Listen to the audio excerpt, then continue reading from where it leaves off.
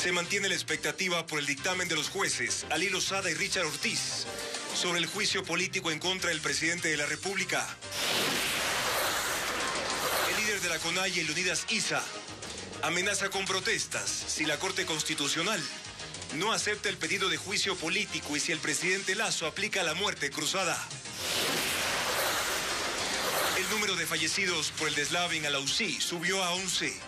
Esta tarde recuperaron los cuerpos de 4 integrantes de una familia. El censo penitenciario revela que el 35% está detenido por tráfico de drogas. Le sigue el robo con el 24%. Informe especial. ¿Cómo viven los guaraníes? Un equipo de Coavisa recorrió la selva de Napo, Orellana y Pastaza para conocer su vida cotidiana. Un ecuatoriano está entre los 39 fallecidos en un incendio en México, en un centro de detención para migrantes.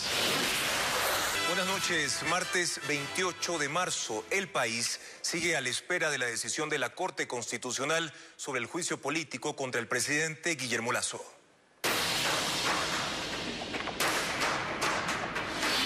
Juicio en la Corte. La incertidumbre sigue.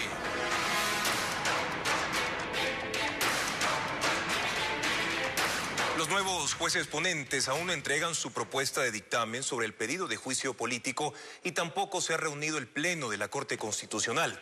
La expectativa es tal que el organismo tuvo que salir a desmentir información sobre supuestas decisiones tomadas. Nos informa Jacqueline Rodas. El presidente de la Corte Constitucional, Ali Lozada, y el juez Richard Ortiz preparan desde la tarde de este lunes el nuevo proyecto de dictamen sobre el juicio político al presidente Guillermo Lasso, pero hasta el cierre de este reporte no lo entregan y sigue pendiente la sesión del Pleno para someterlo a votación. Sin embargo, la expectativa es tal que empezaron a circular votaciones falsas y decisiones que no se han tomado, al punto que el organismo tuvo que publicar este comunicado oficial desmintiendo esa información. Mientras tanto, en las últimas horas ingresan más escritos a la Secretaría General, uno de ellos del presidente Lasso, quien expone más argumentos y sostiene: de la lectura de la propia solicitud de juicio político, así como de las pruebas adjuntas a la misma, no se establece un solo indicio que demuestre mi presunta participación en los hechos materia de este análisis. ¿Hay concusión y o peculado atribuibles al presidente de la República? Claramente no. Para aprobar la propuesta que presenten Lozada y Ortiz, se necesitan al menos 6 de 9 votos. Eso no se consiguió en la propuesta inicial de la jueza Teresa Núquez, que solo tuvo el respaldo de los magistrados Enrique Herrería y Carmen Corral, a favor de que se archive el juicio político. Votaron en contra la mayoría, conformada por el presidente Lozada y los jueces Daniela Salazar, Joel Escudero, Alejandra Cárdenas, Richard Ortiz y Carla Andrade. Pero si esa mayoría no actúa junta en la votación que se avecina, podría darse un nuevo escenario de incertidumbre si alguno de los 6 magistrados cambia de opinión y, por ejemplo, el resultado final queda 5-4 o cualquier otra posibilidad que deje la decisión en el limbo. Mientras tanto, la CONAIE presiona a la Corte Constitucional. Se concentraron en los exteriores de esta institución para pedir que dé paso al juicio político contra el mandatario. Fabiola Santana nos ha preparado un reporte. Representantes de la Confederación de Nacionalidades Indígenas CONAIE llegaron a Quito. Frente a la Corte Constitucional exigieron que se admita a trámite el proceso de juicio político contra el presidente de la República, Guillermo Lasso. Por ello queremos pedir a la Corte Constitucional: está en sus manos avanzar por la vía democrática, institucional, constitucional, para que se dé paso al juicio político. A exigir a las autoridades que tomen decisiones para el bien del pueblo ecuatoriano. Y rechazaron la posibilidad de que el jefe de Estado active la muerte cruzada para disolver a la Asamblea Nacional y convocar a elecciones generales anticipadas, pese a que es una facultad del presidente contemplada en el artículo 148 de la Constitución. Porque ya hemos escuchado que en este país se prevé implementar un sistema de dictadura. No podemos aceptar dictadura en este país. Advirtieron que de ser así, el sector indígena saldrá a las calles. Posteriormente llegaron a la Asamblea a presentar un proyecto de ley de aguas. Mañana en contacto directo estará el ex vicepresidente Otto Sonnenholzner para analizar las amenazas de inestabilidad política y la presión que ejercen organizaciones sociales sobre la Corte Constitucional.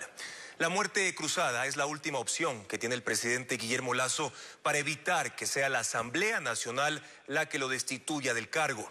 Sin embargo, en caso de hacer uso de esta herramienta constitucional, deberá argumentar una de 3 causales.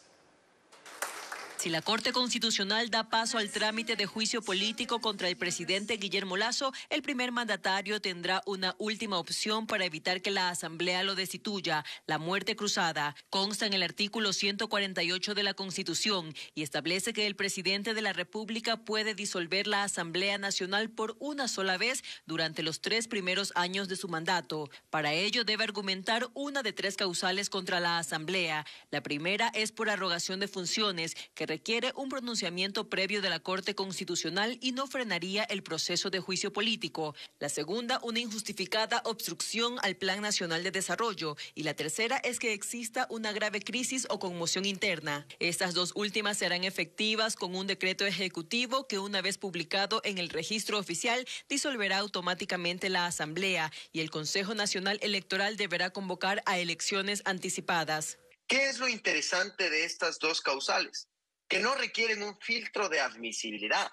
Así que los asambleístas que hoy por hoy están diciendo que no hay el escenario para que el presidente aplique la muerte cruzada, pues lamentablemente no depende ni de la opinión de ellos, ni de la opinión de la Corte, porque basta con que el presidente firme un decreto para que se efectivice la muerte cruzada. Disuelta la Asamblea, el Consejo Nacional Electoral tendrá 7 días para convocar a elecciones presidenciales y legislativas. Hasta la posesión de las nuevas autoridades, el jefe de Estado podrá gobernar por un máximo de 6 meses bajo decreto de urgencia económica previo dictamen de la Corte Constitucional. Si la Corte Constitucional admite el juicio político contra el presidente de la República, la Asamblea tendrá hasta 48 días para tramitarlo. La Comisión de Fiscalización sería la encargada. Patricio Díaz nos cuenta que el proceso que se debe seguir en el Parlamento según la ley.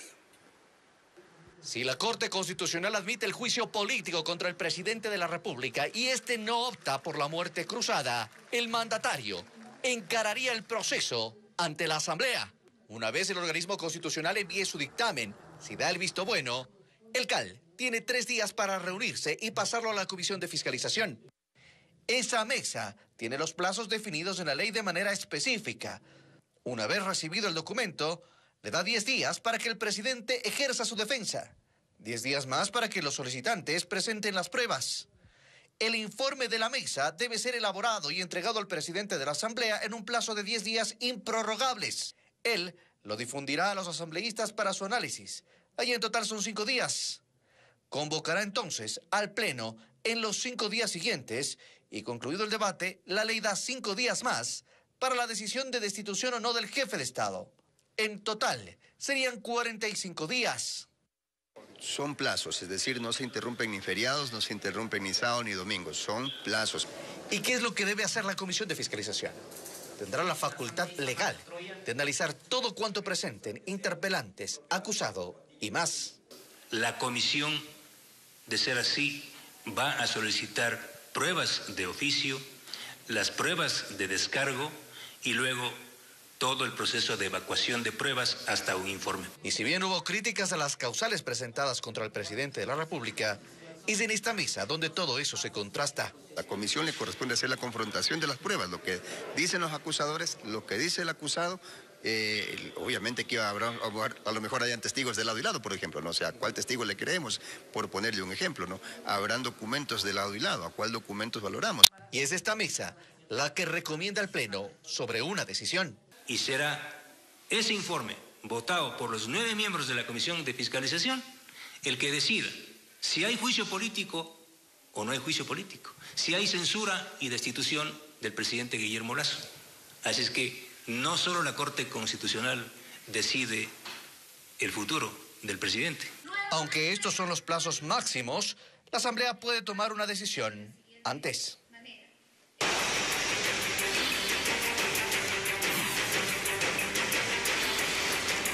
Alauzí busca a sus desaparecidos. Sube a 11 el número de los fallecidos en el cantón Alausí, en la provincia de Chimborazo. 4 miembros de una misma familia fueron hallados dentro de una casa sepultada entre los escombros. Y es que las fuertes lluvias y la neblina causaron que los trabajos de rescate se suspendan. Merlin Ochoa está en ese territorio y nos tiene los detalles. Cerca de las 2 de la tarde fue hallado el cuerpo de una niña de 2 años. Una maquinaria sacó varias capas de tierra y encontró el cadáver de la pequeña dentro de su casa. La madre de la menor en el momento del deslave había salido de la vivienda y se salvó de morir el pasado domingo, pero ella dio toda la información a los bomberos, quienes 1 hora después encontraron al resto de su familia. Y gracias a Dios podremos llorarles, darles cristiana sepultura. Es mi papi, es mi hija, mi hermana y mi sobrinita. Luego de los hallazgos, la zona de la tragedia fue evacuada y los uniformados suspendieron los trabajos de búsqueda por la intensa lluvia y neblina. El suelo sigue temblando, la tierra está muy inestable, ustedes ven la calidad de tierra que es muy suelta, muy floja, y aparte tenemos un pequeño canal de agua también que está represado, que se ha abierto. Con ello suben a 11 los fallecidos, pero aún hay 71 personas desaparecidas. Sus familias están desesperadas y durante la mañana estaban en la denominada zona cero. Sí, ahí está mi nietita, mi yerno, mi hija, mis consuegros, los papás de mis consuegros están todos ahí. Sí, es una impotencia hoy. Según los habitantes, en este sector habrían 4 casas. Luego de los trabajos de remoción de escombros, han cavado este hueco de aproximadamente 5 metros. Aún así, aún no llegan ni siquiera al techo de estas viviendas. La voluntad de Dios que estén con vida, pero un 90% de que ya han de estar muertos. De su familia, ¿cuántos estarían aquí sepultados? 7. Según datos del Cuerpo de Bomberos de Guayaquil, la zona afectada es de aproximadamente 250 hectáreas y calculan que estaría cubierta por 50 millones de metros cúbicos de tierra, piedras y lodo. La mayoría de los inmuebles quedaron sepultados a unos 20 metros. Hay algunas casas, sitios de casas donde los familiares las han marcado y están llevando a los perros a esas zonas también. Pero es un tema muy difícil de precisar, porque imagínense usted, con este movimiento de tierra la casa también se movió de su sitio. En la zona del desastre aún hay 3 sitios más donde los canes adiestrados detectaron la presencia de personas sepultadas. Los socorristas esperan que deje de llover para intervenir con maquinarias esos sitios. Alausí tiene habilitados 3 albergues para quienes perdieron sus casas. Algunos alcanzaron a salir apenas instantes previos a que ocurra el deslave. Ángel Pilatuña con el reporte. Uno de los 3 albergues habilitados para las familias damnificadas por el deslave en Alausí es la iglesia La Matriz. Aquí permanecen 70 afectados entre niños y adultos. Santiago Pérez perdió su vivienda y señaló que su familia está viva. Ellos lograron evacuar del barrio Nuevo Alausí horas antes de la emergencia. Somos entre 5. Tengo mi suegra, mi esposa y 2 hijos. Pues antes estamos con vida y nadie ha pasado nada. El Coliseo Cantonal también sirve como refugio. Acá recibieron a 36 personas, pero cuando lo visitamos lucía casi vacío, porque la mayoría salieron durante el día hacia la zona afectada para ayudar en la búsqueda de los desaparecidos. Alejandra Moina sobrevivió junto a sus 2 hijos. Su familia evacuaba precisamente cuando ocurrió el deslizamiento. Otros 7 integrantes de sus familiares aún están desaparecidos. Esa noche estábamos ya con el carro y las cosas listas. Ya estaba todo listo para irnos. Y estando afuera se cayó todo. Todo se fue encima. Otros damnificados se hospedan en casas de familiares o amigos. O sea, un vecino me prestó un cuartito y estamos durmiendo entre 4 vecinos, creo, en el mismo cuartito. El tercer albergue habilitado en Alausí es el Salón de la Asociación de Artesanos de la localidad, pero por ahora permanece vacío. Y en medio de la tragedia, comedores comunitarios se han instalado en Alausí para alimentar a rescatistas y también a los damnificados. Ciudadanos preparan comida con las donaciones que han llegado. Diego Cuenca nos tiene el reporte. Alausí se levanta con la solidaridad de su gente, con los voluntarios que se unieron para preparar alimentos, servidos a los damnificados en comedores comunitarios que se instalaron en ese cantón de Chimborazo. a los señores militares, a los señores de la Cruz Roja, los bomberos, están alimentándose aquí. Y a los que vienen. En la casona municipal es donde reciben verduras, frutas y otros productos que ya están llegando de otras provincias. Y también otros amigos de la ciudad de Guayaquil que van a venir y nos van a ayudar con el tema de la cocina. Mientras en Guayaquil, cuarteles de bomberos desde ese lunes se convirtieron en centros de acopio para recolectar productos no perecibles, ropa y víveres. La principal 9 de octubre y Escobedo, el otro es el cuartel 5 frente al Centro de Arte y el otro el cuartel 13 en La Garzota. Asimismo nos hemos unido con el Cuerpo Bombero de San Borondón, con la estación La Puntilla. Ana junto a sus amigas llegó hasta el Coliseo de la Universidad Católica del Puerto Principal para colaborar. Hemos traído un granito de arena para aquellos que han sufrido el desastre natural. La Junta de Beneficencia en sus bodegas también armó kits de alimentos.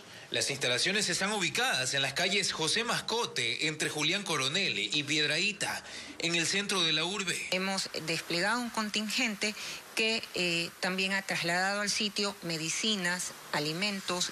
En una de las sedes de la Cruz Roja en el centro de Cuenca, en Azuay, también recibieron donaciones. Que colabore con la gentecita que está pasando estas necesidades. Los centros de acopio se habilitaron también en Quito por parte del Ministerio de Inclusión Económica y Social, en la avenida 6 de diciembre. Así todos se unen para llevarles un poco de esperanza a los que padecen por la catástrofe. Y no solo la declaratoria de alerta amarilla advirtió sobre el riesgo en Alausí. El alcalde electo de ese cantón también envió oficios a las autoridades nacionales días antes de la tragedia. Sin embargo, el secretario de Gestión de Riesgos asegura que sí se trabajó junto al municipio en la evacuación. José Carlos Alvarado nos cuenta más. Primero se declaró la alerta amarilla en la zona afectada. La emitió la Secretaría de Gestión de Riesgos el 19 de febrero. Pasaron las semanas y 2 días antes de la tragedia se elevó otra alerta. En un oficio del 24 de marzo dirigido al presidente de la República, el alcalde electo Remigio Roldán pidió que correspondía declarar el estado de emergencia en los barrios de Casual, La Esperanza, Control Norte y Nuevo Alausí, por el grave peligro que corren estos sectores ante un inminente desastre natural. Esto se suma a la declaratoria de alerta amarilla que emitió la Secretaría de Gestión de Riesgos sobre la misma amenaza. ¿Pero por qué no se evacúa a la gente? El secretario nacional de Gestión de Riesgos asegura que sí realizaron un acompañamiento, pero endosa la responsabilidad a otra entidad. Sin embargo, cuando se emitió el informe, se comenzó a trabajar a través del COE provincial y el COE cantonal, y parte importante de eso también es socializar a la población lo que está sucediendo. Se realizó la socialización y en apoyo al municipio, quien es el competente para realizar las evacuaciones, nosotros, incluso nuestra coordinación zonal, se acercó al sitio. El vicealcalde de Alausí indicó que sí se realizaron las evacuaciones en días previos, pero no lograron completarse. Pero hay muchos que se han resistido, pues precisamente en salir, que no pasara nada, de muchos años vivir en ese sitio, ¿no? Y hay algunos que salieron ya muy tarde. Es decir, ni el municipio logró sacar a todos los pobladores de los barrios afectados, ni hubo un acompañamiento efectivo de la Secretaría para cumplir con la evacuación total de la zona cero. Tanto esta cartera de Estado como el Cabildo aseguran que hubo familias que no quisieron salir por temor a perder su casa o su terreno. Más adelante en Televistazo, la mayoría de reos en Ecuador está en la cárcel debido a delitos de tráfico de drogas y robo. Les presentaremos algunos resultados del censo penitenciario.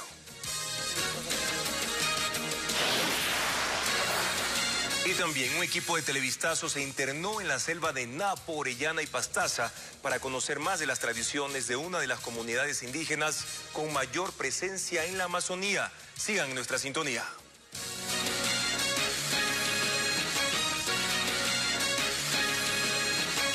Televistazo tuvo acceso al informe del censo penitenciario que se llevó a cabo por primera vez en Ecuador y que se publicará en mayo.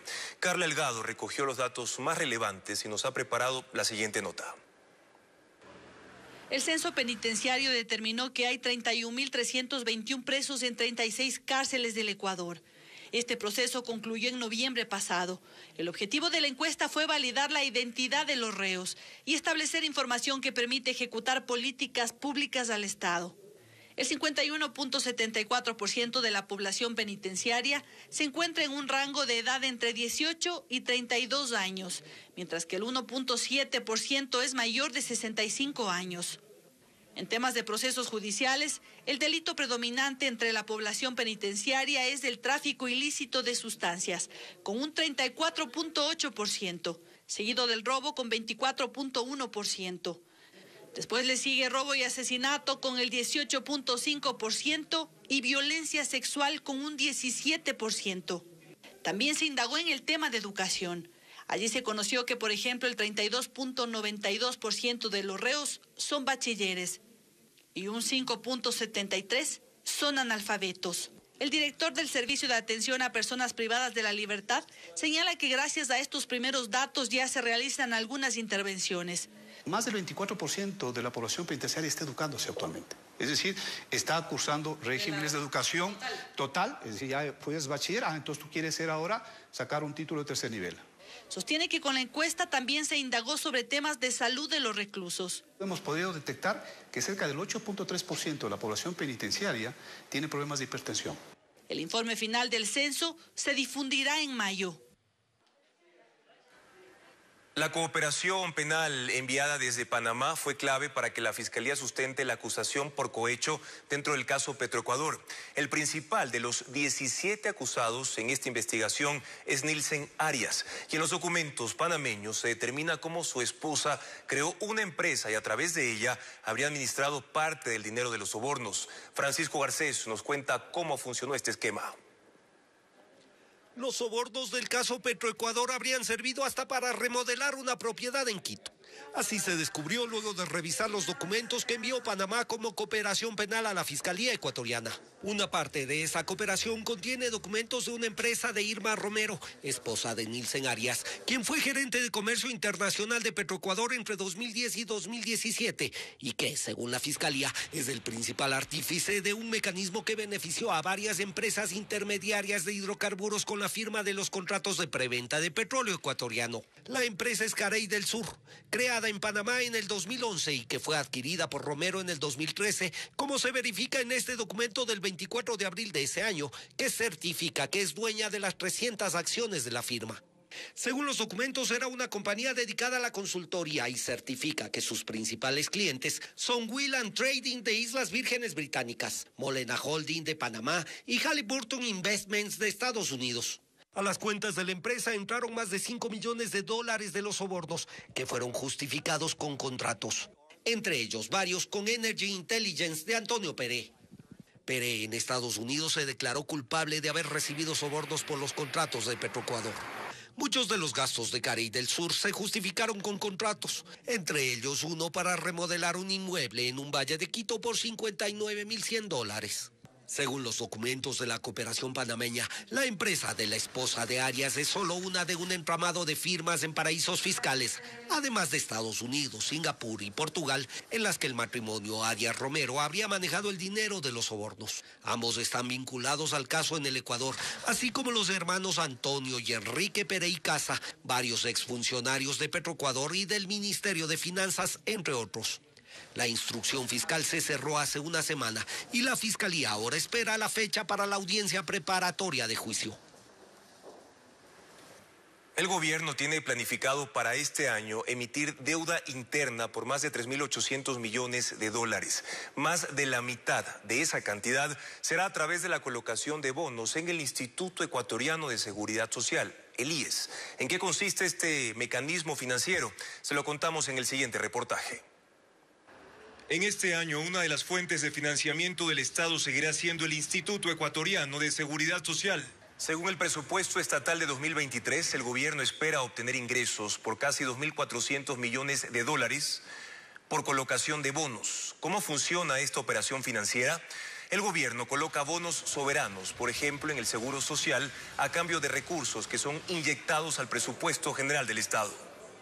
Una de las principales razones por las que el régimen apunta a la deuda interna en este año a través del IES tiene que ver con obtener mejores condiciones. Por ejemplo, si Ecuador emite bonos soberanos en el mercado internacional de capitales, la tasa de interés que debe pagar sería entre el 25 y 27%, cifras prácticamente inmanejables. En el caso del IES, la tasa que el Estado le pagaría sería de al menos 6% anual. En 2022, El gobierno ejecutó el mismo mecanismo de deuda interna con el Seguro Social por un monto de casi 2.500 millones de dólares. Hasta diciembre pasado, el Instituto Ecuatoriano de Seguridad Social tenía más de 8.700 millones de dólares en papeles de deuda interna del Estado, según el último informe de deuda pública del Ministerio de Economía y Finanzas.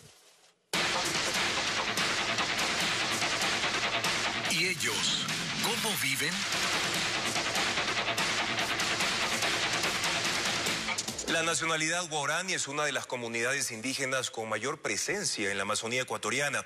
Un equipo de Coavisa se internó en la selva de Napo, Orellana y Pastaza y nos muestra cómo viven en esas zonas rurales. En el siguiente informe especial, William Young nos describe las tradiciones ancestrales que aún mantienen los guaraníes.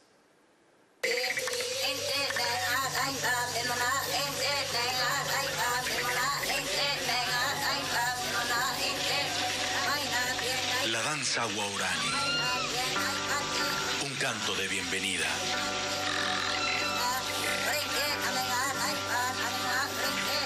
Localizada en la selva de Napo, Gareno es una de las comunidades amazónicas más identificadas con esta nacionalidad indígena y donde aún conservan sus tradiciones ancestrales.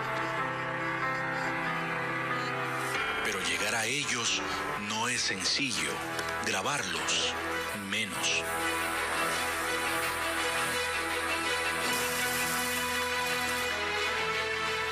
Para ingresar hay que hacer un pedido formal a sus líderes para ser recibidos como invitados. En esta vivienda de caña y palma sobresalen Babe y su hijo Toa, con sus lanzas y cerbatanas. Fueron muy hospitalarios en su hogar, con un canto dedicado a los amigos que llegan. Ya no éramos extraños.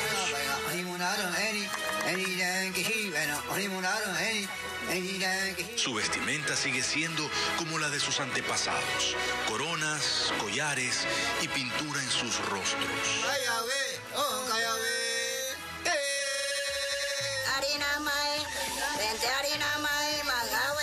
Las mujeres cumplen un rol primordial en casa, cuidando a los hijos. Aseguran que esa tarea es muy valorada en esta comunidad. Son muy alegres y en esta ocasión llegaron de varias familias de la zona. Los guaraníes hablan el guao terero. En Ecuador son aproximadamente 3.000 habitantes en 24 comunidades repartidas entre Napo, Pastaza y Orellana. Viven de la caza, la pesca y la agricultura. Aunque luchan por mantener sus tradiciones, con el paso del tiempo han acortado esa brecha con las comunidades mestizas de las zonas más pobladas de la Amazonía. Pero no pierden su identidad. La conservan como un valioso legado por generaciones.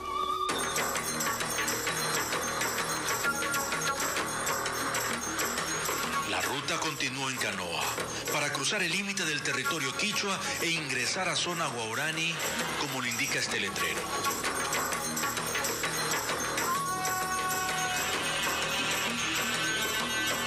En estas poblaciones, las indicaciones están en español, guau y en quichua. Clemencia Paushi es una de sus lideresas. Comemos carne, pescado, hacemos chicha. ¿Viven de la naturaleza? Sí. Preparar chicha, su principal alimento hecho de la yuca, es parte de sus tradiciones. Una especie de ceremonia en la que se juntan en familia y así comparten más que una bebida.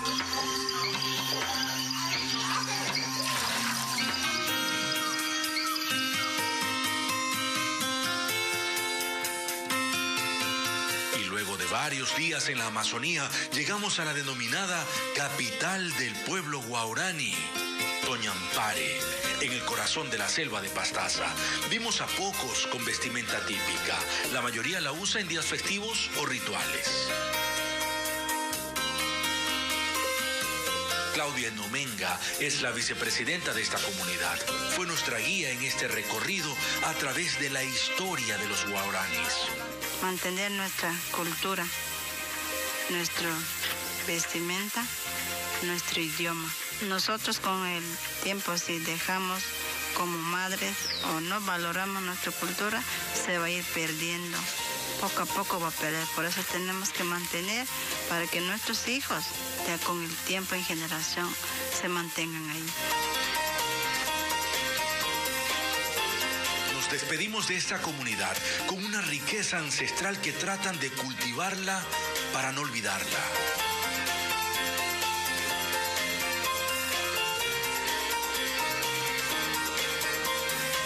Mañana.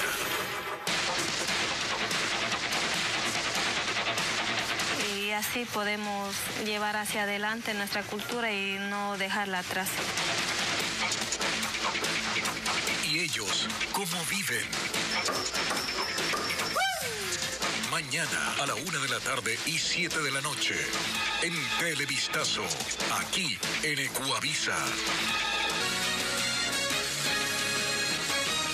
Decenas de familias afectadas por las inundaciones en el Cantón Milagro, en Guayas, recibieron kits de alimentos entregados por la gobernación. Sin embargo, esta asistencia llegó varios días después de la emergencia. William Young nos informa que los perjudicados por el intenso invierno regresaron a sus casas en zonas vulnerables a nuevas inundaciones. Las calles ya no están inundadas. No llueve hace 2 días. Las 160 personas que estaban en un albergue ya regresaron a sus casas, pero los afectados por el intenso invierno en este cantón siguen esperando soluciones. Desde la gobernación del Guayas llegaron con 1000 kits de alimentos. No alcanzó para todos. Hubo decenas de personas esperando desde la mañana. Y aquí estoy a ver si me hacen el bien de darme uno. Porque llegan días después de la emergencia. El gobernador Francesco Tabacchi reconoció que no existe un protocolo para coordinar con los municipios, que atienden las emergencias a medida que aparecen. Sin embargo, indicó que tratan de cubrir esas falencias. Esperando que entren las nuevas autoridades, que entre el nuevo alcalde. Hasta eso lo seguimos haciendo con nuestra jefatura política, gobernación. Por lo general, cuando la gente necesita algo, es de manera inmediata. Así que si nos demoramos 1 minuto, ya es tarde. En Milagro aún no se conoce el número exacto de las personas afectadas por estas inundaciones. La Secretaría de Gestión de Riesgos continúa levantando información en las zonas vulnerables. El presidente Guillermo Lasso entregó el anteproyecto de ley orgánica de recursos hídricos en un acto frente a 2000 personas de Tungurahua, Chimborazo y Pastaza. El acto ocurrió en La Tacunga, donde el mandatario aseguró que la propuesta se redactó con la intervención de cerca de 10.000 personas. El jefe de Estado afirmó que no se privatizará el agua y que tampoco se someterá a los chantajes de algunos dirigentes. Los afiliados a la Seguridad Social que viven en el extranjero ya podrán hacer sus trámites de forma virtual, como por ejemplo la actualización de datos o la gestión de préstamos. Carla Delgado nos cuenta cuáles son los pasos que deben seguir. En el exterior viven más de 18.800 afiliados voluntarios a la Seguridad Social, la mayoría en España e Italia. Desde el instituto se detectó que uno de los mayores problemas era la dificultad para gestionar sus trámites. Tenían que venir acá al Ecuador o en su defecto tenían que otorgar un poder a un tercero para que pueda actualizar. Por ello, desde ahora podrán hacerlo de forma virtual, ingresando al sitio web ies.gov.es. Luego deben dar clic en trámites virtuales, ir a ventanilla virtual. Allí se deberá colocar el número de cédula y dar clic en trámites para finalmente ingresar el requerimiento. Y recién lanzando tenemos ya más o menos 360 ecuatorianos residentes del exterior que han hecho uso ya de la aplicación. Y detalló los tipos de trámites a los que podrán acceder vía virtual. Precisamente está el tema de actualizar sus datos a través de la aplicación del sistema. Tenemos también una serie de beneficios a través de las prestaciones, tanto de pensiones, Montepío. Los ecuatorianos pagan su afiliación voluntaria desde el exterior. El monto mínimo mensual es de $79.20.